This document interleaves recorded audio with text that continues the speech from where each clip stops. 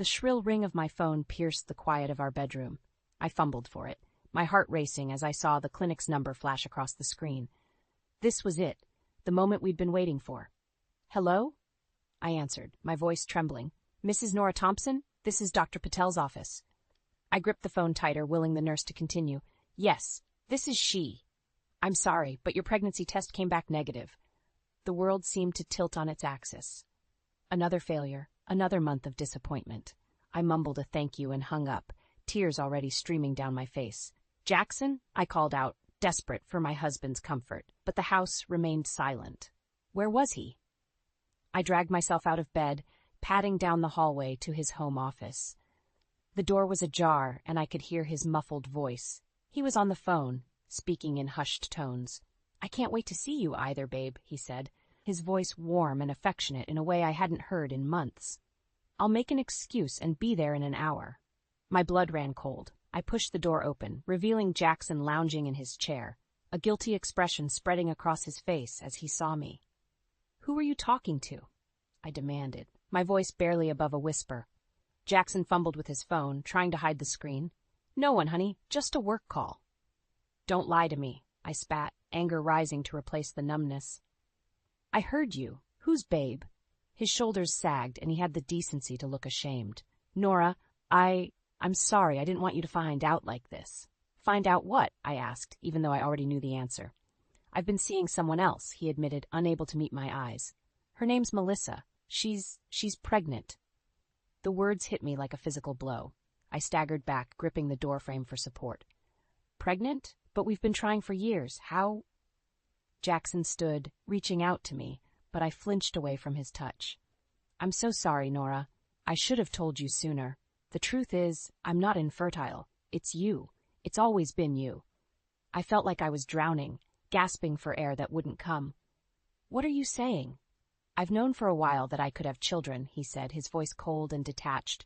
I couldn't have them with you."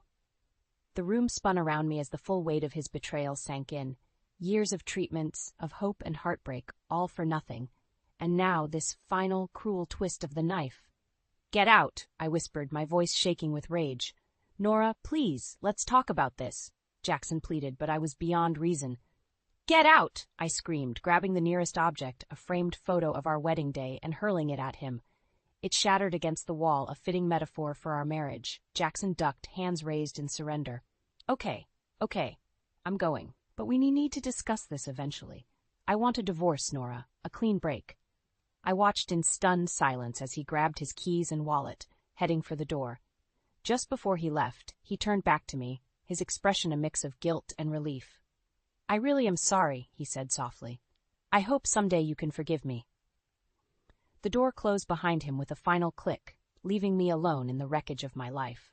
I sank to the floor, surrounded by the shards of our broken dreams, and let out a primal scream of anguish. How had it come to this? 10 years of marriage, of building a life together, all destroyed in a matter of minutes. As the tears flowed freely, I realized with startling clarity that this was only the beginning. Jackson wanted a divorce, and knowing him, it would be anything but clean. I pulled myself to my feet, wiping away my tears with trembling hands.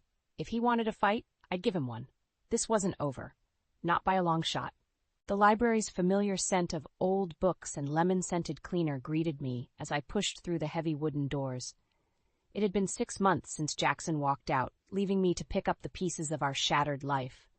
The divorce was final now, a bitter process that had drained me emotionally and financially. But here, surrounded by stories of adventure and romance, I could almost forget the pain. Nora, Margaret, the head librarian, waved me over to the circulation desk. Her kind face creased with concern. "How are you holding up, dear?" I managed a weak smile. "One day at a time, Margaret. Thanks for asking." She patted my hand. "Listen, I've been meaning to talk to you about something. Do you have a moment?" My stomach clenched. Was she going to cut my hours? I couldn't afford to lose this job, not now. "Of course," I said, trying to keep the worry from my voice. Margaret led me to her tiny office, gesturing for me to take a seat. "Nora, you've been such a wonderful addition to our team these past few months. Your work ethic, your rapport with the patrons, it's been a joy to watch you blossom here." I relaxed slightly. hope flickering in my chest. "Thank you, Margaret. That means a lot." She leaned forward, her eyes twinkling. "Well, I have some news. Mrs. Jameson is retiring next month, and we'll need someone to take over her full-time position. I'd like to offer it to you." For a moment, I couldn't speak. A full-time job with benefits? It was more than I'd dared to hope for. "Oh, Margaret," I breathed. "I don't know what to say." "Say yes," she urged, grinning. "We need you here, Nora, and I think you need us too." Tears pricked at my eyes as I nodded. Yes, I'd love to accept." As I left Margaret's office, my phone buzzed. A text from Jackson. My good mood evaporated instantly. "Need to talk. Meet me at Joe's Diner at 7. I stared at the screen, my hands shaking. What could he possibly want now? We'd said everything there was to say during the divorce, but curiosity got the better of me. "Fine," I texted back. "But make it quick." The rest of my shift passed in a blur of shelving books and helping patrons, my mind racing with possibilities. By the time I pushed open the diner's door, my nerves were frayed. Jackson was already there, nursing a cup of coffee. He looked different. Haggard, almost. The smug confidence that had always irritated me was gone, replaced by something I couldn't quite place. "Nora," he said, standing as I approached. "Thanks for coming." I slid into the booth across from him, keeping my expression neutral. "What do you want, Jackson?" He took a deep breath, his fingers drumming nervously on the table. I need your help." I barked out a laugh. "You've got to be kidding me. After everything you've put me through, you have the audacity to ask for my help." "Please, just hear me out," he pleaded. "It's Melissa. She's gone." That stopped me cold. "What do you mean, gone?" Jackson's face crumpled. "She left, took all her things and disappeared. She's not answering her phone. Her family hasn't heard from her. I'm worried, Nora. She's 7 months pregnant with my child." I felt like I'd been punched in the gut. Part of me wanted to laugh in his face, to tell him this was karma for what he'd done to me. But the fear in his eyes was real. "Why come to me?" I asked, my voice barely above a whisper. "Because you're the most resourceful person I know," he said. "And because I trust you. Despite everything, I know you're a good person, Nora. Will you help me find her?" I stared at him, my mind reeling. This was my chance for revenge, to watch him suffer as I had. But could I live with myself if something happened to Melissa or the baby? "I'll think about it," I said finally, standing up. "That's all I can promise for now." As I walked out of the diner, my phone buzzed again, a number I didn't recognize. I answered, my heart pounding. "Hello?" A woman's voice, trembling and scared. "Is this Nora? It's Melissa. I need your help." I stared at my phone in disbelief, Melissa's desperate voice still ringing in my ears. My mind raced, torn between helping the woman who'd stolen my husband and hanging up out of spite. "Melissa," I said, my voice steadier than I felt. "What's going on? Are you okay?" Her sobs crackled through the line. "No, I'm not. I think Jackson might hurt me, or the baby. I don't know what to do." My blood ran cold. Jackson, capable of hurting a pregnant woman? It seemed impossible, and yet— "Where are you?" I asked, already heading to my car. "A motel just outside of town. The Pinewood, room 12. "Please, Nora, I know I have no right to ask, but—" "I'm on my way," I interrupted, surprising myself. "Stay put and lock the door. I'll be there in 20 minutes. As I drove, my thoughts whirled. What had Jackson done to terrify Melissa so much? And why come to me, of all people? The Pinewood Motel was a seedy affair, paint peeling and neon sign flickering weakly in the twilight. I knocked on room 12, heart pounding. Melissa opened the door, her face tear-stained and swollen. Her pregnant belly seemed impossibly large, a stark reminder of everything I'd lost. "Thank you for coming," she whispered, ushering me inside. I perched awkwardly on the edge of the bed, watching as Melissa paced the small room. "Tell me what happened," I said gently. She took a shuddering breath. "Jackson? He's not who I thought he was. At first he was so kind, so attentive, but lately he's become controlling, paranoid. He accuses me of cheating, says the baby isn't his. Last night She trailed off, her hand unconsciously moving to her arm. I noticed the bruises then, peeking out from under her sleeve. Anger flared in my chest. "Did he hurt you?" Melissa nodded, fresh tears spilling down her cheeks. "I'm scared, Nora. I don't know what he'll do next." Before I could respond, my phone buzzed. Jackson's name flashed on the screen. I showed it to Melissa, whose eyes widened in fear. "Don't answer," she pleaded. I hesitated, then declined the call. "We need to get you somewhere safe," I said, standing up. "Pack your things. You can stay with me tonight, and tomorrow we'll figure out a more permanent solution." As Melissa gathered her belongings, my phone rang again. This time, it was a number I didn't recognize. "Hello?" I answered cautiously. "Nora, it's Marianne. I need your help." My heart stopped. "Marianne? My best friend, Marianne." "Who is this?" I demanded, my voice shaking. "This isn't funny." "Nora, please," the voice insisted. "I know this sounds crazy, but it's me. There's been an accident. Tom and we didn't make it. But Ethan, our son, he's alive. He needs you." The room spun around me. This couldn't be happening. Marianne and Tom had left for a weekend getaway just yesterday, leaving their 5-year-old son with a babysitter. "I don't understand," I whispered, sinking back onto the bed. "There's no time to explain." Marianne's voice urged. "Please, Nora, go to our house. Take care of Ethan. You're the only one I trust." The line went dead. I stared at the phone, my mind reeling. "Nora?" Melissa's concerned voice broke through my shock. "What's wrong?" I looked up at her, this woman who'd been my rival now seeking my protection. And somewhere across town, my best friend's child might be alone and scared. "We have to go," I said, standing on shaky legs. "Now." As we hurried to my car, I caught a glimpse of a familiar figure in the parking lot. Jackson, his face twisted with rage, spotted us and started running. "Get in!" I yelled to Melissa, fumbling with my keys. We peeled out of the lot just as Jackson reached us, his fists pounding on the window. In the rearview mirror, I saw him sprint to his own car. My hands gripped the steering wheel, knuckles white. Melissa whimpered beside me, one hand protectively cradling her belly. "Where are we going?" she asked, fear evident in her voice. I took a deep breath, my mind made up. To save a little boy. As we sped through the night, Jackson's headlights looming in the mirror, I realized my life had irrevocably changed. In one night, I'd become protector to my husband's mistress and guardian to my best friend's orphaned child. Whatever came next, I knew nothing would ever be the same. The first few weeks with Ethan were a blur of sleepless nights, tear-stained cheeks, and awkward silences. At 5 years old, he was old enough to understand that his parents weren't coming back, but too young to fully grasp the permanence of death. His grief manifested in tantrums and nightmares that left us both exhausted. One particularly rough morning, I found Ethan huddled in his closet, clutching a photo of Marianne and Tom.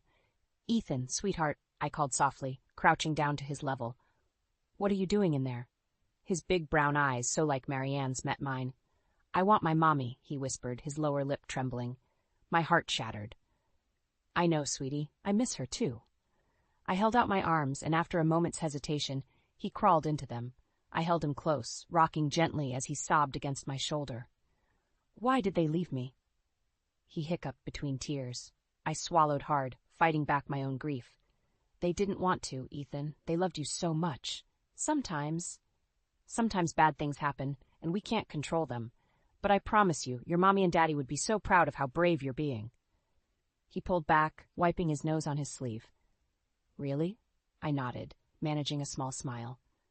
"Really. And you know what? They asked me to take care of you because they knew how much I love you too." Ethan's brow furrowed. "But you're not my real mom." The words stung, but I pushed past the pain. "You're right, I'm not. But I promise to love you and take care of you, just like your mom would want. We're family now, you and me. Is that okay?" He considered this for a long moment, then nodded solemnly. "Okay. Can we have pancakes for breakfast?" I laughed, relief washing over me. "Absolutely. Let's go make a mess in the kitchen." As the weeks turned into months, Ethan and I settled into a routine. School drop-offs, bedtime stories, weekend trips to the park. Slowly but surely, we were building a life together. It wasn't always easy, but every small victory felt monumental.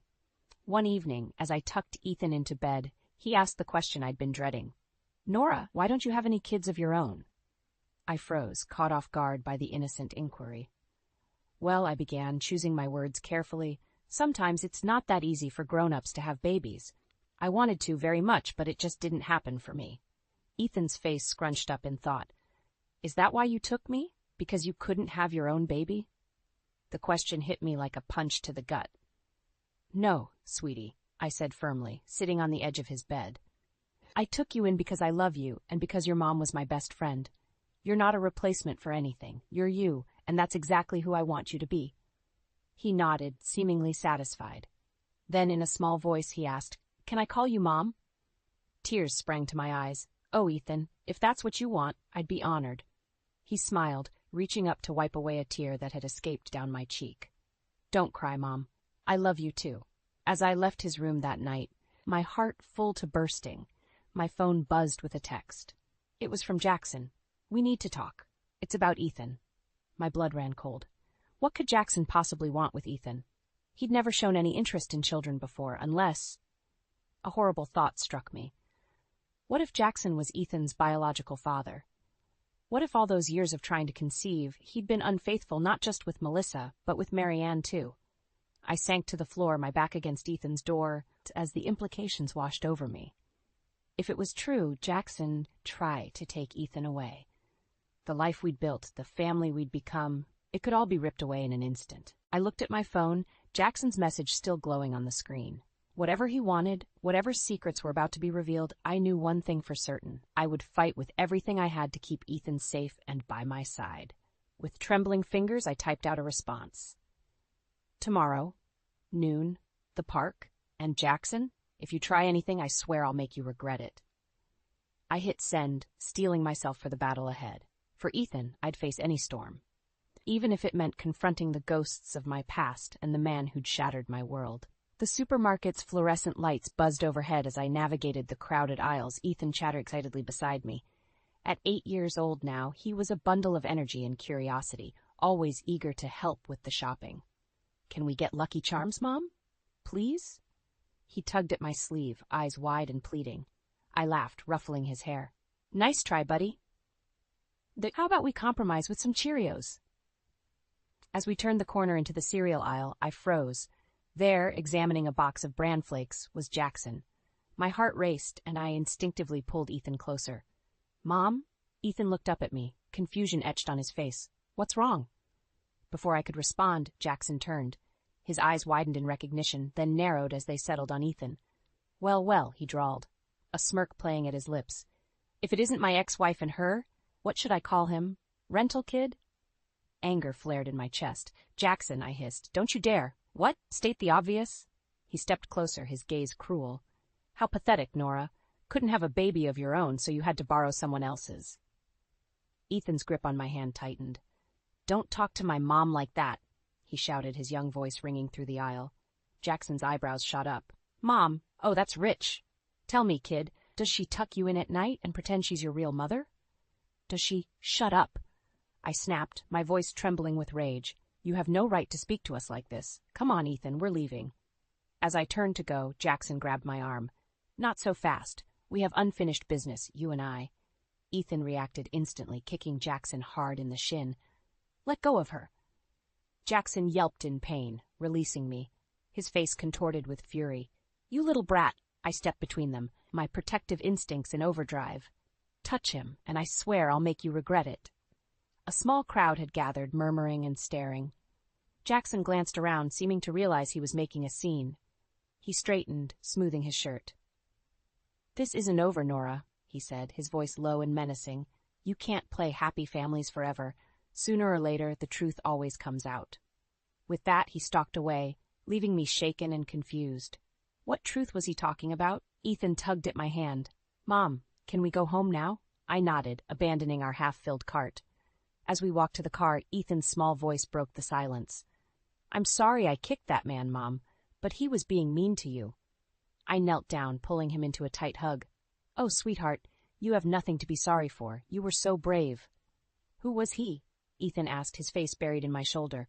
I took a deep breath. That was my ex-husband, the man I was married to before." Ethan pulled back, his brow furrowed. "He's not very nice." "No," I agreed. "He's not, but you know what? We don't need him. We have each other, and that's what matters." As we drove home, my mind raced. Jackson's words echoed in my head. What did he mean about the truth coming out? And why now, after all this time? That night, after tucking Ethan in, I sat at the kitchen table, staring at my phone. I knew I should call my lawyer, maybe even the police. Jackson's behavior had been threatening, and I needed to protect Ethan. But something held me back. A nagging feeling that there was more to this story than I knew. What if Jackson really did have information about Ethan? What if he could take him away? My finger hovered over Jackson's number. One call could give me answers, but it could also open a Pandora's box of trouble. Was I ready to face whatever truths might come to light? The clock ticked loudly in the quiet house. Ethan's soft snores drifted from his room. This was our life now, our family. I'd do anything to protect it. With a deep breath, I made my decision. I pressed the call button, my heart pounding as the phone began to ring. Whatever Jackson had to say, whatever storm was coming our way, I'd face it head on. For Ethan, for our family, for the life we'd built together. As the ringing continued, I steeled myself for the battle ahead. No matter what, I wouldn't let anyone tear us apart. Not Jackson, not the past, not even the truth itself. The cafe bustled with mid-morning activity, but I barely noticed the chatter around me. My eyes were fixed on the door, my heart racing as I waited for Jackson to arrive. Ethan was safely at school, unaware of this clandestine meeting that could change everything. The bell above the door chimed, and there he was. Jackson, looking as smug and self-assured as ever. He slid into the seat across from me, a manila envelope in his hand. "Nora," he said, his voice dripping with false warmth. "So good of you to meet me." I cut straight to the chase. "What do you want, Jackson? What's this truth you were talking about?" He smirked, tapping the envelope. Always so impatient, but I suppose there's no point in dragging this out. He slid the envelope across the table. "Open it." With trembling hands I did. Inside were medical records. Jackson's medical records. My eyes widened as I scanned the documents, disbelief washing over me. "You're infertile?" I whispered, looking up at him in shock. Jackson nodded, his smug expression faltering for a moment. "Have been since before we were married. All those years of trying, all those treatments. It was never going to work, Nora. It was always you." The world seemed to tilt on its axis. Anger, hurt, and confusion warred within me. "Why?" I choked out. "Why put me through all of that if you knew?" He shrugged, but I could see the guilt in his eyes. I thought maybe the doctors were wrong, and then, when I realized they weren't, I was a coward. It was easier to let you think it was your fault. I felt sick. All those years of self-doubt, of feeling broken and inadequate, all because of his lie. "You bastard," I hissed. "Do you have any idea what you put me through?" "I'm sorry," he said, and for once he sounded sincere. "I know it doesn't make up for anything, but I am sorry." I shook my head, fighting back tears. "Why tell me now, after all this time?" Jackson's expression hardened. "Because of Ethan. I've been doing some digging, Nora. I know he's not really Marianne's son." My blood ran cold. "What are you talking about?" He leaned forward, his voice low. "I found adoption papers. Marianne and Tom adopted Ethan as a newborn. And here's the kicker. His birth mother? She looks an awful lot like you." The room spun around me. It couldn't be true. And yet, a long-buried memory surfaced. A drunken night with Tom years ago, before he and Marianne were married. We'd sworn never to speak of it, to pretend it never happened. "No," I whispered, more to myself than to Jackson. "It's not possible, isn't it?" Jackson pressed. "Think about it, Nora. The timing fits. And haven't you ever wondered why you felt such an instant connection to him?" Tears streamed down my face as the implications hit me. If it was true, if Ethan was really my son... "What do you want?" I asked, my voice barely audible. Jackson's expression softened slightly. "I want you to know the truth. About me, about Ethan. And I want a chance to make things right." I stared at him, incredulous. "Make things right? How could you possibly?" "I can help you," he interrupted. "If Ethan is your biological son, you have rights. We could fight for custody together." The offer hung in the air between us, tempting and terrifying all at once. Part of me wanted to scream at Jackson, to throw the envelope in his face and storm out, but another part, the part that had always longed for a child of my own, whispered that maybe, just maybe, this was my chance. "I need time," I said finally, gathering the documents with shaking hands. "I need to process all of this." Jackson nodded, standing up. "Take all the time you need. But Nora, don't wait too long. Ethan deserves to know the truth about where he came from." As he walked away, I sat frozen, the weight of his revelations crushing me. My whole world had just been turned upside down. Ethan, my sweet, brave Ethan, could be my flesh and blood.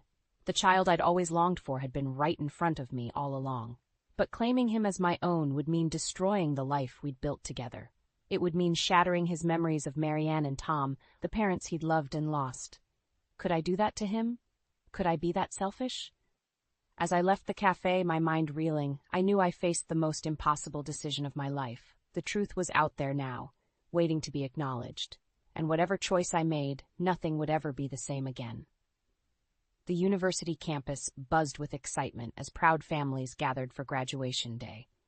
I stood at the edge of the crowd, my heart swelling with pride as I watched Ethan, now a handsome young man of 22, adjusting his cap and gown. "Mom," he called, waving me over. "Can you believe it? I'm finally done." I hugged him tightly, blinking back tears. "I'm so proud of you, sweetheart. Your parents would be too." A shadow crossed his face at the mention of Marianne and Tom, but he quickly smiled again. "I know, and I'm grateful for you, Mom, for everything." As we made our way towards the auditorium, a familiar voice stopped us cold. Well, if it isn't the happy family." I turned to see Jackson standing there, looking older but still as smug as ever. Ethan tensed beside me. "What are you doing here?" I hissed, stepping protectively in front of Ethan. Jackson smirked. "Can't a man congratulate his stepson on his big day?" Ethan's eyes widened in confusion. "Stepson? What are you talking about?" My heart raced. I'd never told Ethan the truth about his parentage, always planning to wait for the right moment. But now, Jackson was threatening to ruin everything. "It's nothing, Ethan," I said quickly. "Let's go inside." But Jackson wasn't done. "Oh, come now, Nora, don't you think it's time he knew about his real mother?" Ethan looked between us, his face a mix of confusion and growing anger. "Mom, what's going on?" I opened my mouth to respond, but no words came out. How could I explain years of secrets and lies in this moment? "Your mother here has been keeping quite the secret," Jackson continued, his voice dripping with false concern. "You see, Ethan, Marianne and Tom weren't your real parents. They adopted you, and your birth mother, well, she's standing right next to you." The world seemed to stop. Ethan stumbled back, his face pale with shock. "What? Mom, is this true?" Tears streamed down my face as I nodded. "Ethan, I'm so sorry. I wanted to tell you, but How long have you known?" he demanded, his voice shaking. I only found out recently," I stammered. "I was trying to find the right time to—" "To what?" Ethan interrupted, his voice rising. "To tell me my whole life has been a lie? That the woman I've called Mom for years is actually my birth mother?" Jackson watched our exchange with barely concealed glee. "Oh, it gets better. Tell him about Tom, Nora. Tell him how you—" "Enough!" A commanding voice cut through the tension. We all turned to see Arthur Callahan, CEO of a major tech company and an old friend of Marianne's family, striding towards us. "This is neither the time nor the place for such revelations," Arthur said firmly. He turned to Ethan, his expression softening. "Young man, I knew your parents, all of them, and I can assure you the love they had for you was real, regardless of biology." Ethan's shoulders sagged, the fight seeming to drain out of him. I don't know what to believe anymore." Arthur placed a comforting hand on Ethan's shoulder. "Believe in your own accomplishments. This is your day, Ethan. Don't let anyone take that away from you." He glanced at Jackson. "And as for you, I think it's time you left." Jackson opened his mouth to protest, but something in Arthur's steely gaze made him think better of it. With a final sneer in my direction, he slunk away. As the crowd around us began to disperse, Arthur turned to Ethan. "I have a proposition for you. My company is always looking for bright young minds. How would you like to join us as a junior executive?" Ethan blinked, momentarily distracted from the emotional turmoil. Really? But you don't even know my qualifications." Arthur smiled. "I know enough. What do you say?" As Ethan and Arthur discussed the details, I stood to the side, my mind reeling. In the span of minutes, everything had changed. The truth was out, for better or worse, and I had no idea where we'd go from here. The ceremony was about to begin, and Ethan turned to me, his expression unreadable. "We need to talk," he said quietly. "After all this is over." I nodded, my heart heavy. "Of course, whatever you need." As we made our way into the auditorium, I couldn't shake the feeling that this was a turning point. Our relationship, our family, hung in the balance. And I had no idea if we'd be able to rise from the ashes of these revelations, or if everything we'd built would crumble to dust.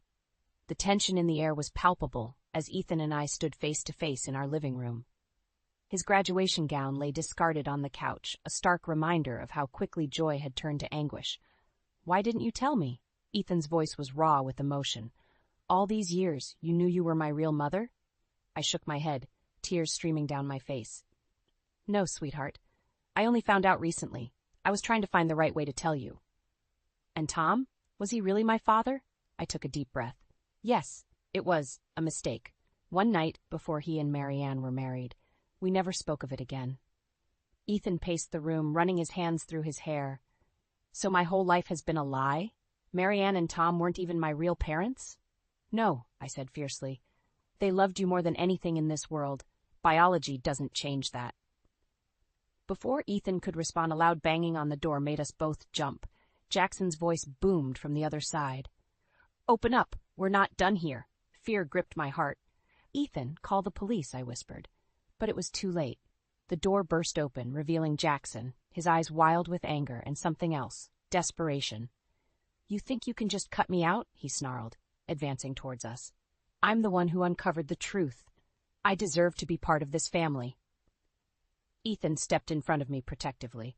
"You're not family. You're nothing but a bitter, jealous man who couldn't handle the truth about himself." Jackson's face contorted with rage.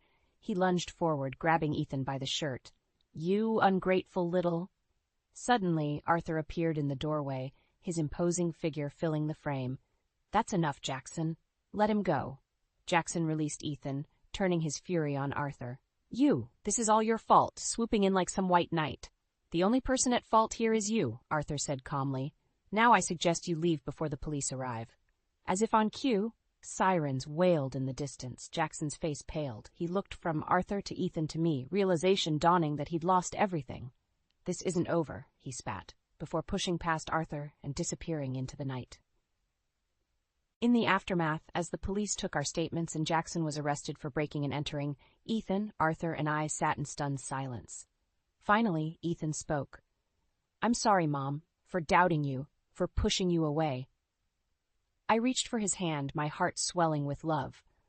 "Oh, sweetheart, you have nothing to be sorry for. I'm the one who should apologize. I should have told you the truth sooner." "Maybe," he said, squeezing my hand, "but I understand why you didn't. You were protecting me, just like you always have." Arthur cleared his throat. "If I may, Ethan, I've known your family, all of your family, for a long time, and I can say without a doubt that you are loved. By Marianne and Tom, who chose you and cherished every moment with you, and by Nora, who has been there for you in ways that go beyond biology." Tears welled in my eyes as I looked at Arthur gratefully. In that moment, I saw him not just as Marianne's old friend or Ethan's mentor, but as a man of compassion and strength. Ethan nodded, a small smile playing at his lips. "I know, it's a lot to process, but I'm glad I know the truth now. And I'm glad you're my mom, Nora. Both of you, you and Marianne." As the night wore on, we talked, really talked, about everything. The past, the present, our fears and hopes for the future. And as the first light of dawn crept through the windows, I felt a sense of peace I hadn't known in years. Ethan yawned, stretching. "I should get some sleep. Big day tomorrow, starting the new job and all." As he headed to his room, he paused, looking back at Arthur and me. "You know, you two make a pretty good team." With that, he was gone, leaving Arthur and me alone. We looked at each other, a spark of something new and exciting passing between us. "He's right," Arthur said softly. "We do make a good team." I smiled, feeling the weight of the past lifting from my shoulders. "Yes, we do." As Arthur took my hand, I realized that this wasn't just an ending, it was a new beginning. For Ethan, stepping into his future with the truth as his foundation. For me, finding love and companionship when I least expected it. And for all of us, as a family, bound not by blood or obligation, but by choice and love. The road ahead wouldn't be easy, but for the first time in a long time, I was excited to see where it would lead. Together, we would face whatever came our way, stronger and more resilient than ever before.